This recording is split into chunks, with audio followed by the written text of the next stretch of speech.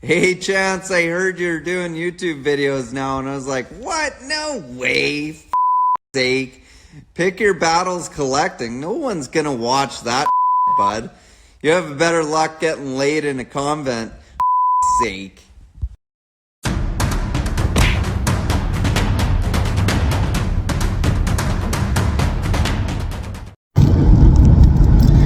Well, it is my lunchtime, and I am heading down the road to Sherwood, Arkansas, because my fat ass is craving some Kentucky Fried Chicken.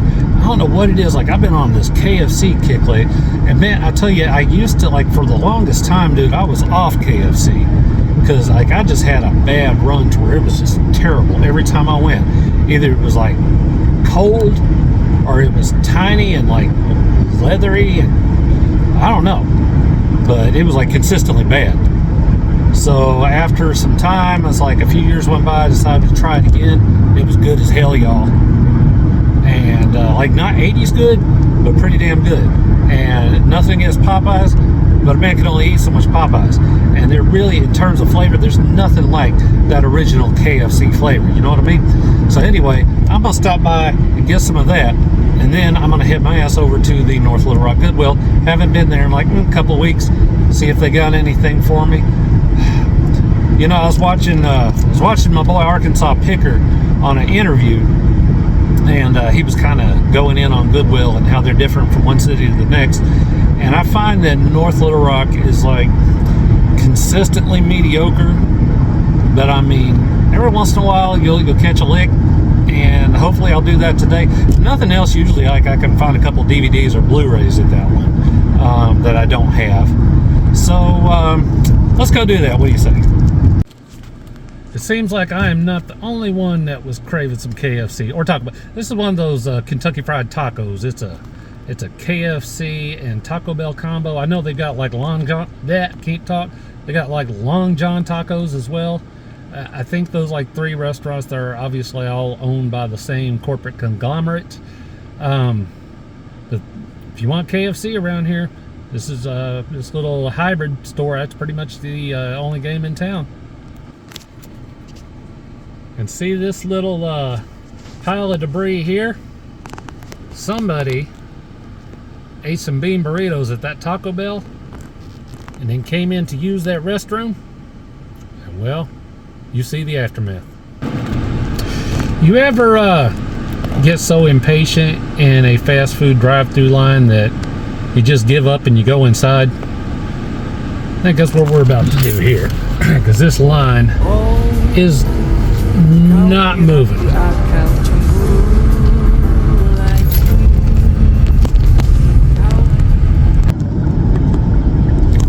As it turns out, going to the North Little Rock Goodwill was not in the cards for me today.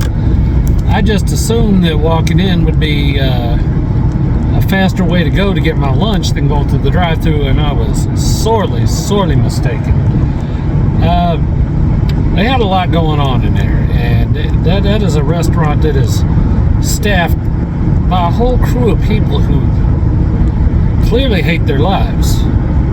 And I'm not even mad at them for it. You know, I've done fast food before too, and it's not exactly the sort of profession that puts a smile on your face and a song in your heart. But for the three people who hate themselves enough to actually watch my videos, I'll try to make it up to you tomorrow, because I'm going to load my kids up in my wife's car, because that's where the car seats are, and I'm going to go to a yard sale being hosted by none other than the Arkansas Picker himself. And if all goes well, I will come home with some goodies. I'm sure that my children will find something there that they didn't know existed before that they all of a sudden can't live without. So it should be a good time. So, sorry, no Goodwill. Unfortunately, I only get an hour for lunch, and when you spend 20 minutes of that, 25 minutes of that waiting for your food, and then another like 20 minutes of it eating, doesn't leave time for anything else. Now that I am back at work, sitting in the parking lot with a few minutes left to kill before I have to clock back in, I thought I would take a moment to address something that the Arkansas Picker said in his recent interview about Goodwills being different from one location to the next and from one town to the next. And he called the big city Goodwills bougie, which is, I don't think I've ever heard that term attached to a Goodwill before, but okay, I'll roll with it. But I will say, there is, if I had to say that there's one thing that you can count on with Goodwill, it is a complete lack of consistency, both in terms of supply and what makes it to the floor and what doesn't, and pricing. As he said, there are 2 Goodwill locations in our town. The one that's a little bit smaller, it usually has a pretty good selection of electronics and movies. He was right. I don't see games in there nearly as often, but I think that has less to do with a corporate policy of sending games and consoles to the auction site, though there is some of that that goes on. But my oldest son worked for Goodwill for a little bit, and he basically says that the people doing the sorting and the pricing kind of determine what goes out there. So you may have some people that are aware of the policy of sending things to the online site and some that aren't, and they just send the stuff on out to the floor. I don't think there's like a whole lot of follow-ups between the management and the guys doing the stocking. I don't know. This is just complete speculation on my part. But I did visit that location recently and came out with a handful of games, pretty good games too. I was surprised. Trust me, nobody was more shocked than I was. Even came out with one game that was, it's like $100 game online. I could flip it, but it's going to be a keeper. It's going in my keep pile. But I find the one down the road about 2 or 3 miles, and Arkansas Picker knows all about this one. Man, they are smoking something that they're not sharing with the rest of us, because their pricing is absolutely ludicrous. I think I even put it in a recent video, or at least I shot footage of it, even if I didn't put it in a video. They had like this old coffee maker from the 80s. And, it was cool. It had kind of the classic 80s aesthetic with the wood grain and all that. And I was like, wow, what a neat little piece, especially if it works. They want $30 for it. I mean, the store basically prices according to eBay, but I think they price according to eBay active listings and not sold listings, because sometimes I found stuff in there that was like way beyond eBay in terms of pricing. So I think possibly that there's a little more probably managerial oversight going on at that one, or they don't grant their stock crew quite as much autonomy in terms of pricing. Again, 100%, I said it before, I'll say it again, speculation, but I think that that's how that goes. But I do find the key with Goodwill, no matter where they're located, it is consistency. Although I have found that it seems like it doesn't matter what time of day you really hit them up, because I've found some of my best scores at a Goodwill later in the afternoon. You would think, or early in the morning, but I think that has something to do with the fact that I think it's late. It takes some time to get the merchandise ready to go to the floor. So maybe by the time I get there, usually around 4 or 5 in the afternoon, that's maybe when they're just in the midst of rolling everything out. I don't know. Anyway, that's enough incoherent rambling for now. I'm going to go clock in from work and do this thing for a couple more hours and go home. Y'all take it easy. Early the next morning.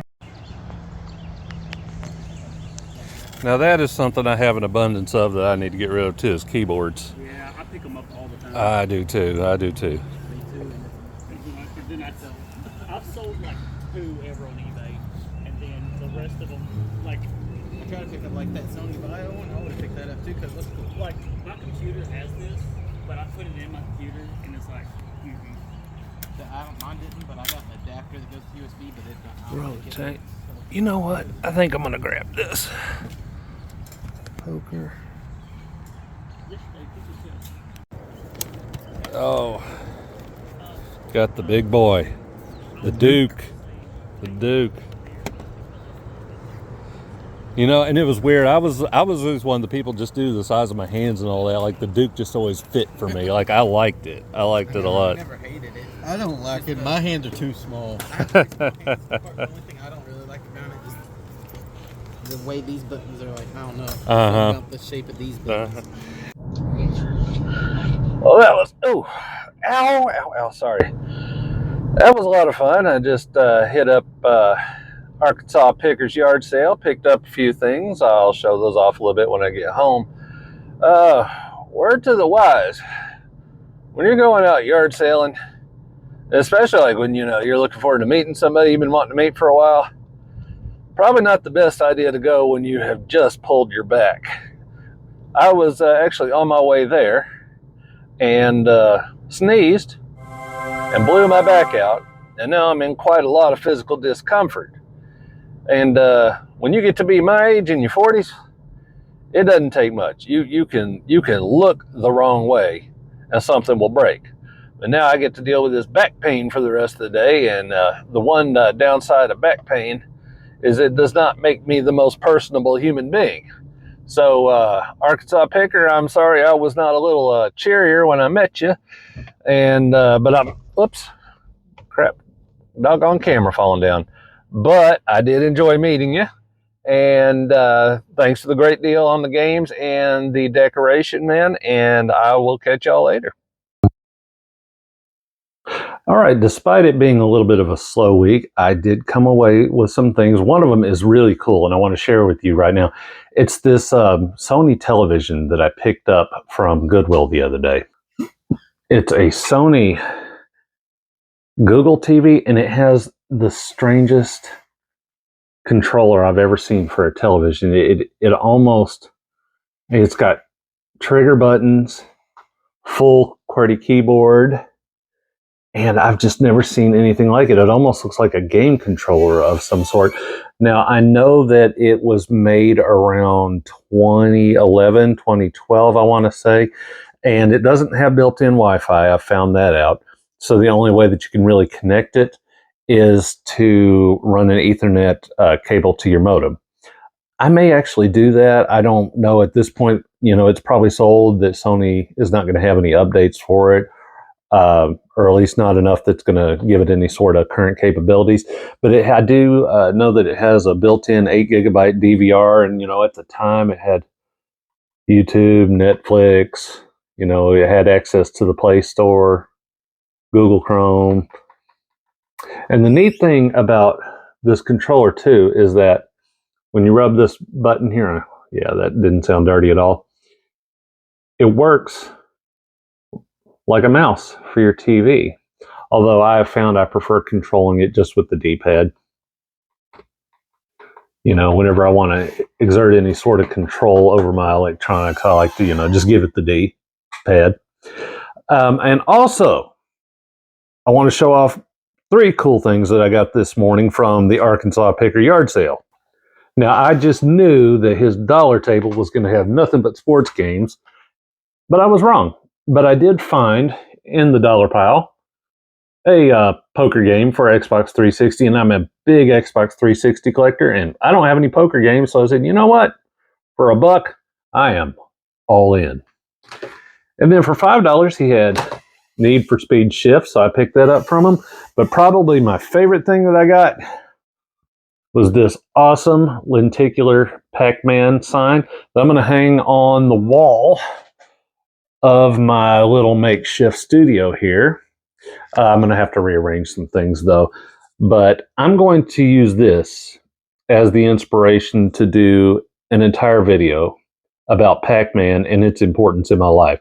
Like he said in an interview he did the other day, anything you own can be content. And I didn't really think about that, but I chewed on it for a while and I'm like, damn, you know what? He's right. Like, I don't necessarily need to stick just to the games and tech that I buy. The title of my video series or my channel is, Pick Your Battles Collecting, and I collect all sorts of things. So, Arkansas Picker, thank you for the idea and for the inspiration that snapped me out of the idea that I have to just limit my channel to 1 or 2 topics.